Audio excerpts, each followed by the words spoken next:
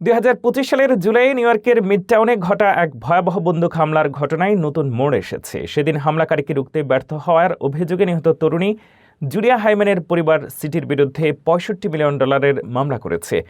এই মর্মান্তিক ঘটনার বিস্তারিত জানুন রিপোর্টে।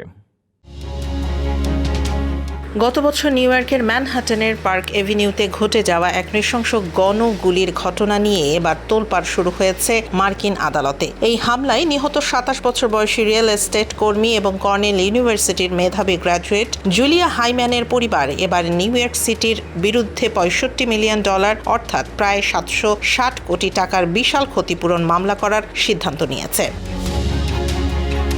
হাইম্যানের পরিবারের দাবি, নিউ ইয়র্ক পুলিশ বিভাগ বা এনওয়াইপিডির চরম ব্যর্থতার কারণেই এই মর্মান্তিক হত্যাকাণ্ড ঘটেছে।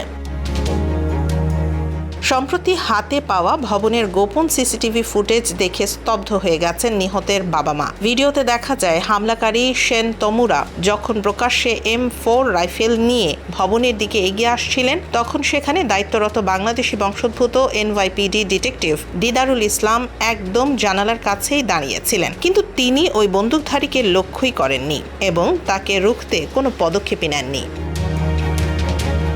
যদিও ওই বন্দুকধারী ভবনে ঢুকেই প্রথম গুলিটি ডিটেকটিভ দিদারুল ইসলামকেই করে এবং পরে চিকিৎসাধীন অবস্থায় তিনি মারা যান। সম্প্রতি সিটির পক্ষ থেকে দিদারুলকে মরণোত্তর সর্বোচ্চ সম্মাননাও দেওয়া হয়। তবে জুলিয়া হাইম্যানের পরিবারের আইনজীবীদের যুক্তি, যেহেতু দিদারুল সেখানে সিটির পক্ষ থেকে পেইড সিকিউরিটি ডিউটিতে ছিলেন, তাই তার এই চরম অবহেলার দায় নিউ ইয়র্ক সিটিকেই নিতে হবে। আদালত এখন এই বহুল আলোচিত মামলার চূড়ান্ত রায়ের অপেক্ষায়।